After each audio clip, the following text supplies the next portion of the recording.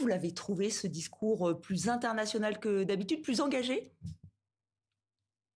Plus international certainement, parce qu'il était quasiment exclusivement international cette fois-ci, et engagé aussi sur la bande de Gaza certainement, avec des mots très forts, on vient de les entendre, honte pour l'humanité, dérive humanitaire, etc.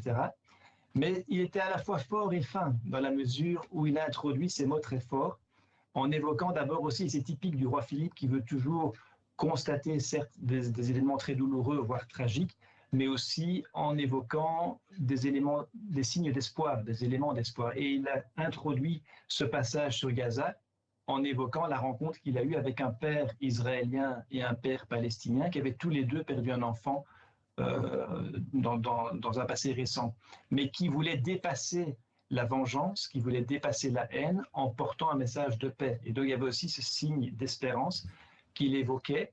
Mais c'est vrai, vous avez raison, des mots assez forts, c'est assez rare que le roi prononce des mots si engagés. Il l'avait fait sur l'Ukraine aussi, là en parlant d'actes barbares, en qualifiant d'actes barbares l'agression russe en Ukraine. C'était des mots qu'il avait prononcés à 2 reprises en 2022. Oui, et là, il a dit que l'Europe devait être un rempart.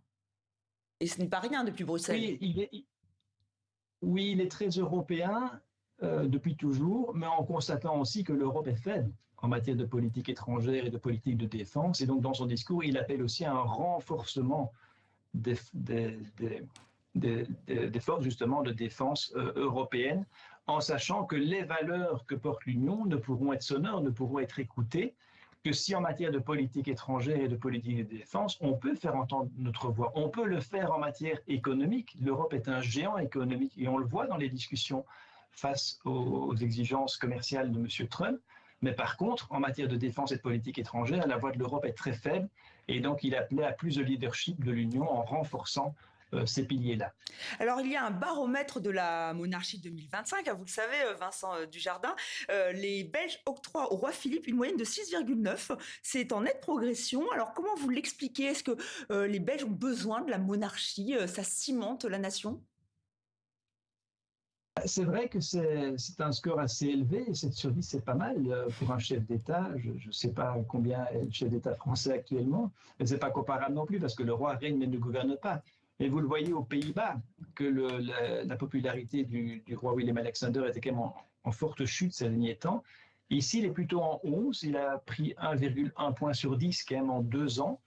Alors ça s'explique, disent les Belges, par le fait qu'il inspire confiance, par son professionnalisme, par son humanisme aussi, et peut-être aussi, vous avez raison, parce que les Belges se rendent compte que derrière l'homme, il y a bien sûr l'institution, et que ce n'est pas le roi qui est le ciment de l'unité belge, c'est plutôt le contraire. Tant que les Belges ont envie d'avoir une Belgique, un roi est utile, notamment au moment de la formation du gouvernement fédéral, et on le voit très clairement maintenant sur Bruxelles, à contrario, là le roi ne joue aucun rôle, mais nous n'arrivons toujours pas à avoir un gouvernement pour la région bruxelloise après plus d'un an, après les élections.